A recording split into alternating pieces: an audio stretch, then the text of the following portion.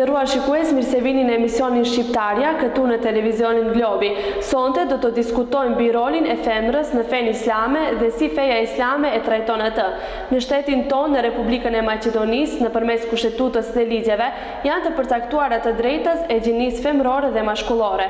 Para ligjit jemi të njëjtë, mirëpo në realitet ne jetojmë në bazë të traditës dhe zakoneve të shoqërisë, të cilët dallojnë nga ligjet dhe kushtetuta. Nga ana tjetër janë edhe rregullat e fesë islame, të cilat caktojnë rolin e femrës. Për rolin e femrës në fenë islame, në vazhdim ju sjellim bisedën me profesor Sherif Dearin, njohës i çështjeve të fesë islame. Pyetjet janë të shumta për femrën në islam, si dhe pyetje tjera të cilët jo vetëm se tek muslimanët, por paraqesin edhe tek institucionet qeveritare, jo qeveritare, organizata, institucione shtetërore, të cilët mendojnë se gruaja, gjithsesi gjinia femrore, nuk është e barabartë me atë të gjinisë femrore. Këto pyetje nuk kanë filluar prej soti, por qysh prej shekullit të kaluar dhe më parë, por ne në këtë rast do të përpiqemi që të japim disa sqarime lidhur me rolin e gruas në islam dhe për barazin gjinore, se sa ato janë të barabarta sipas parimeve të fesë islame. Nuk ka dyshim se femra në islam zen një rol të rëndësishëm. Historia islame në mëson për rolin e grave në shumë lëmi dhe në shumë pozicione që ato kanë pasur.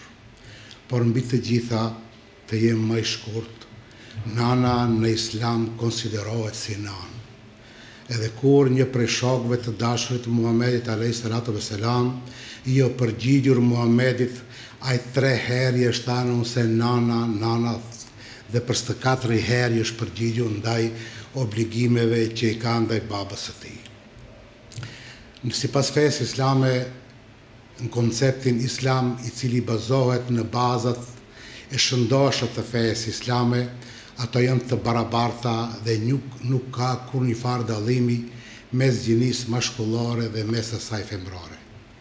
Përkundrazi, zë një pozicion shumë më të lartë gruaja se sa mashkulli. Unë duke shfletuar dhe duke lexuar për këtë kam hasur vetëm se në 3 dallime që mund të bëhet dallimi mes gjinisë femrore dhe asaj mashkullore. Por asesi nuk mund të pajtohem me vlerësimet e disa individëve intelektualve, shkencëtarëve ose njerëzve të pendës të cilët vlerësojnë se duhet që të luftojmë për të drejtat e gruas. Në islam janë një dhe nuk ka dallim mes gjinisë mashkullore ose mes asaj femrore.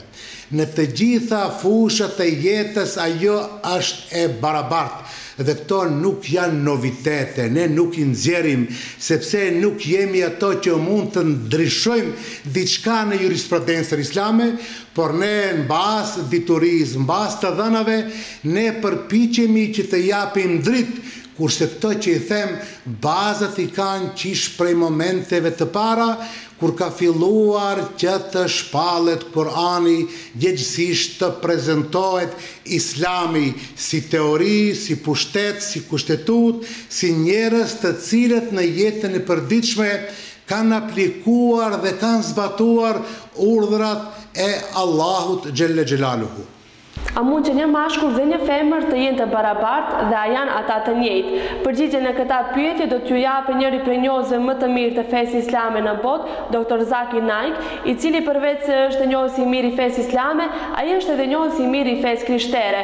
Nëpërmes ligjëratave të tija, ai ka bindur shumë besimtarë të feve të tjera që të konvertojnë në fenë islame. Do we see that there are many misconceptions we find, and many people think that men and women in Islam are not equal. In fact, in Islam, men and women are equal. But equality does not mean identicality. They're equal, but they are not identical. Depending upon the physiological makeup, their psychological makeup, their biological makeup, they have different roles. Overall, men and women are equal in some aspects. The woman, she may have a degree of advantage. In some aspects, the men may have a degree of advantage. Let me give you an example. If there are 2 students in a class, student A and B, both of them, they come out first in examination. Both get 80 out of 100. When we analyze the answer sheet, the 10 questions which have 10 answers, each carrying 10 marks. In answer to question number 1, student A gets 9 out of 10. Student B gets 9 out of 10. In answer to question number 2, student B gets 9 out of 10 and student A, he gets 7 out of 10. In all the remaining 8 answers, both get 8 out of 10. If we add up, both get 80 out of 100, they're equal. But in answer number 1, the student A has a degree of advantage. In answer number 2, student B has a degree of advantage. In the other aspects, both are equal. And overall also they're equal. In the same way, men and women in Islam are equal. In some aspects, the men have a degree of advantage. In some aspects, the women have a degree of advantage. For example, if a robber, if a thief enters my house, I will not say, I believe in women liberalization. I will not ask my wife or my daughter to go and fight. It is my duty to fight. As the Quran says in Surah Nisa chapter 4 verse 34, that God has given more strength to women. It is his duty to protect the women.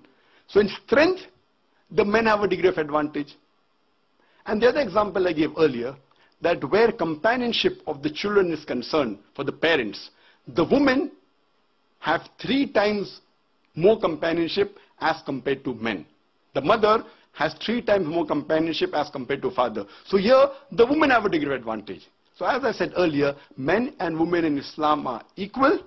In some aspects, the women have a degree of advantage. In some aspect, the men have a degree of advantage. Tradita e mbulesës është duke u zhdukur tek shqiptarët e Maqedonisë.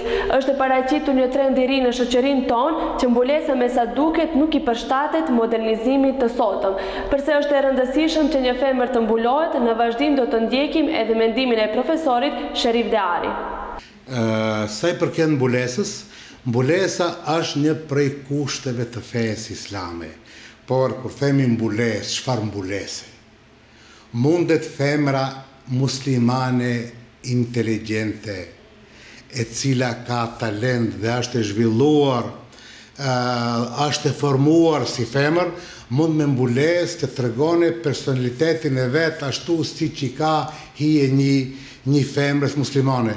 Islami që kërkon mbulesën e trupit të mos të ekspozohen gjymtyrët e turshme të trupit, kurse fetyra e saj lejohet, duarat, këmbët, por këtu varet prej shijes, varet prej llojit. Kjo është një urdhër Allahut xhelel xhelalu, por pse ka shumë arsye, por në këtë rast do të shohim nëse përsëri në kohën tonë kur jetojmë lumturi dhe harmoni më së tepër mi gjejnë ato të cilët janë të mbuluara, din të respektojnë familjen, din të respektojnë fëmijët, edhe din të respektojnë bashkëshortin, se bukuria që Allahu xhelel xhelalu ja ka dhënë në gjinisë femnore, ajo bukuritë e saj që Allahu ja ka falun, ajo duhet t'ja ekspozone bashkëshortit, për arsye se me veshjen ekstravagante të një numër të madhe të bijave dhe të vajzave të muslimanëve, të cilët ecin në rrugë, ato vetëm se provokojnë dhe sjellin probleme. Nëse ato nesër dëshirojnë që të jenë të bojnë zonja, të bojnë gratë të dikujt, të jenë nana të dikujt, ato atë auret, atë namus duhet të ruajnë për vetveten, për familjen e vete, që të kenë një jetë më të harmonizuar në jetën bashkërtore. Për arsye se problemet, fitnet e mëdhaja që kanë dalun këto kanë filluar që të dalin pasi që gruaja muslimane ka filluar mund që ti zbulone, gjithësisht që ti demonstrone pjesët e turshme të saja, për arsye se ajo faza e adoleshencës, faza kur njeriu hin gjithësisht të rritin në pubertet, janë në kohën më të rrezikshme, mund të ndodhin probleme, mund të ndodhin konflikte, mund të lindin sende të papritura, andaj mbulesa në Islam përdoret si një preventiv që në të ardhmen të mos të ketë, të mos të pret probleme të paparapara.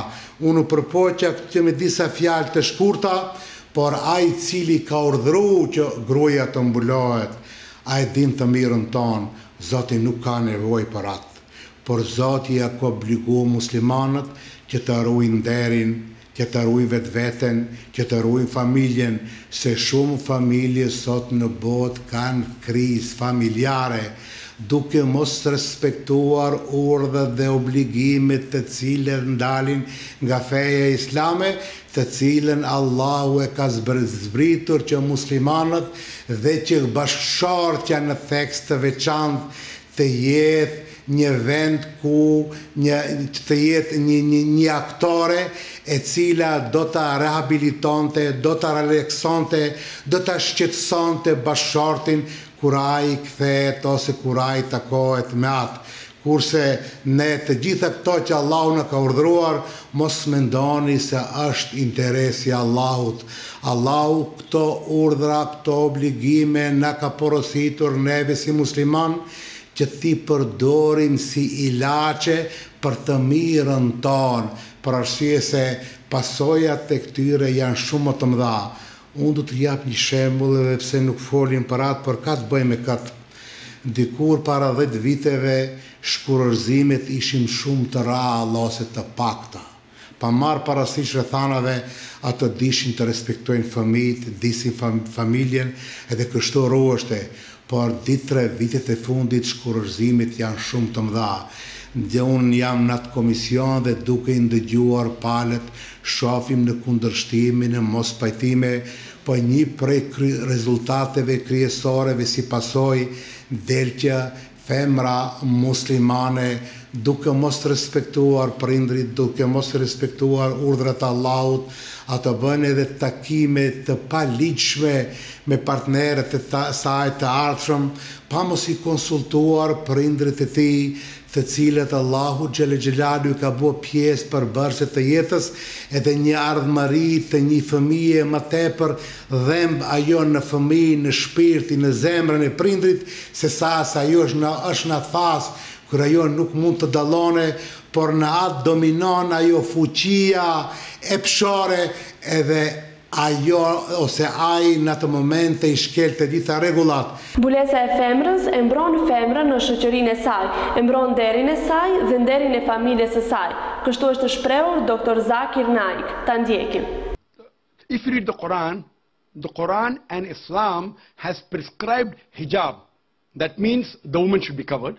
The only part that can be seen are the face and the hands up to the wrist. This is for the modesty.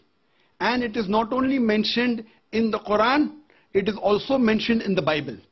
If you read the Bible, in the 1 Timothy, chapter number 2, verse number 9, it says that women should be dressed up with shamefacedness. They should be dressed up with sobriety and should not wear braided hair or of gold or pearls. It's further mentioned in the 1 Corinthians, chapter number 5, verse number 7 to 11. The woman that does not cover her head, then she dishonors her head. Her head should be shaved off. Anyway, I don't agree with this. I'm just quoting you from the Bible. Same way, if you go to the Vedas, it says that the woman should cover the head. So all the religious scriptures, they talk about the woman covering there. It is for modesty. It is not to degrade the woman. And if you analyze, there was allegation made against me, saying that Dr. Zakir Naik says that that if they don't wear hijab, you know, that if you wear Western clothes, there are chances the woman will be raped. It is a misquotation again. What I said, that if women were revealing clothes, they have more chances of being raped. What I was doing, the same newspaper, Sunday Times, which spoke against me 1 year before, on the March of 9th, 2009, Sunday Times carried an article. In Britain, 1 out of 7 feel that the women who wear sexy revealing clothes, she should be hit. I'm sorry, I don't agree with it. This is the statistics that was given in the Sunday Times on the 9th of March 2009, that in Britain, 1 out of 7 Britishers believe that the women who wear revealing and sexy clothes should be hit. I disagree with this. Furthermore, one more article came in 2005 in the same newspaper, Sunday Times. It said that 26% of the Britishers, they feel that wearing revealing clothes is partially or totally responsible for the rape. So what I say, that the more modest you are dressed up, you are respected more. So Islam has prescribed the modest hijab for the woman, not to degrade her but to uplift her. I do agree there may be cultural differences. Islam cannot force anyone to adopt it. There are cultural differences. For example, I'll give you an example. That some societies, what they feel, that even looking at a woman is immodest. Some societies feel looking is no problem, but touching a woman is immodest. Some of the society feels shaking hand is no problem. Some societies feel kissing no problem. Some societies feel doing anything as long as both agree is no problem. Different societies and different cultures have got different rules and regulations. When I went to America, while I was giving a talk, one of the Americans told me, "You Eastern women, you're immodest." I was shocked. So I said, "Why do you call the Eastern women immodest?" He told me, "You Eastern women, you expose your belly." So in America and Western country, exposing belly is immodesty. In India, exposing belly is not immodesty, wearing shorts is immodesty. So what you have to realize, sister, there's different culture, there's different system.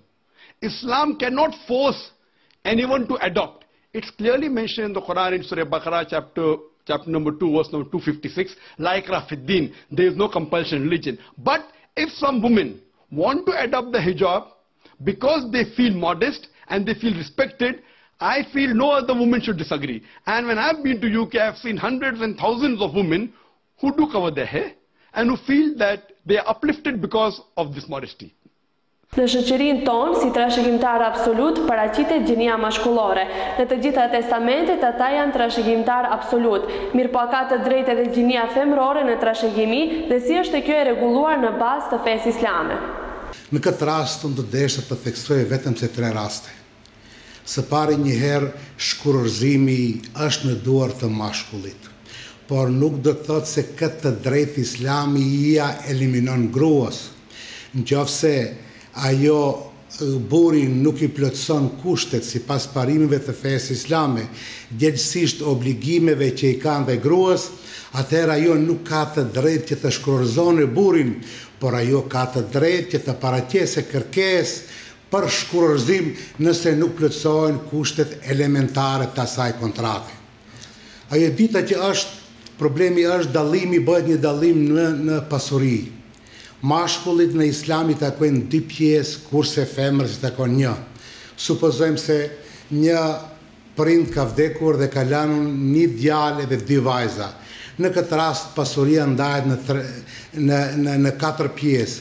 2 pjesë merr djali, kurse motrat, gjithësisht vajzat të vdekurit marrin nga 1 pjesë. Dhe me thonë, djali merr 2 pjesë, femra merr 1. Gjinia mashkullore merr 1 pjesë më tepër se gjinisë femrore. Gjithashtu këtu është edhe këtë gjinia mes çiftit bashkëshortor. Nëse bashkëshorti vdes dhe e lën bashkëshorten dhe ai nuk ka fëmijë, bashkëshortes i takon 1/4. Por nëse i ka vdekur dhe ka lënë fëmijë, atëherë bashkëshortes i takon 1/8. Por këtu është e kundërta nëse vdes bashkëshortja. Nëse vdes bashkëshortja dhe nuk ka fëmijë bashkëshortja, këtij takon 1/2. Kurse nëse vdes bashkëshortja dhe i ka lënë fëmijë, burri, gjithësisht mashkulli, përgjysmohet sasia në vend të 1/2 e merr 1/4. Po kjo ka një justifikim drejtën islame. Pse mashkullit të ketë tepër, femrët të ketë më pak? Normalisht se si në traditën tonë, pashtë në fetare, bardhësi i shtëpisë është mashkulli.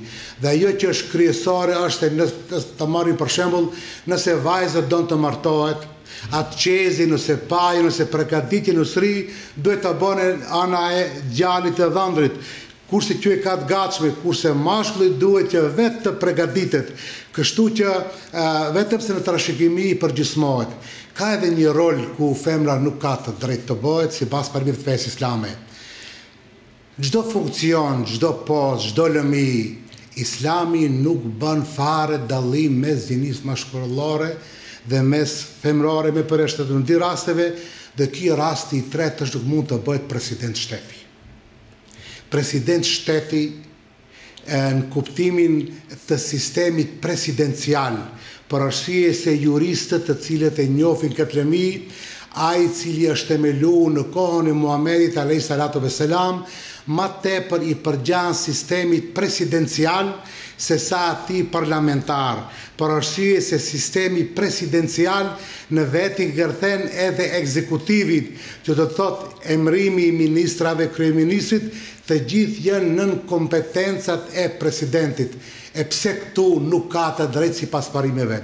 Një prej kushteve të presidentit të shtetit të kësaj forme, të sistemit presidencial, nuk kemi për arsye se është një punë shumë e përgjegjshme, është e ndjeshme dhe është me përgjegjësi shumë të madhe, sepse ai udhëheq një popull, ai udhëheq një shtet, ai është kryekomandanti ushtarak, ai është i ministrive dhe i krejt popullatës. Llogaritmi marr parasysh natyrën e gjinisë femnore. Asaj paraqitet menstruacioni, paraqitet ciklet mujore, dhe shkencëtarët e mjekësisë thuan se shëndeti nuk mund të jetë i njëjti kur është menstruacioni dhe kur nuk është.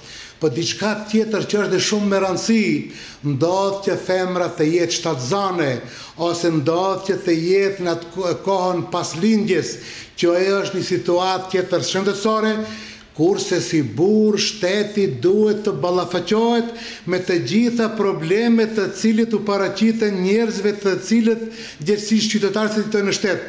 Andaj juristët islam kanë thënë se për burr shteti, për kryetar shteti, është kusht që të jetë i gjinisë mashkullore, por nuk ka dhe një pengesë tjetër, foli në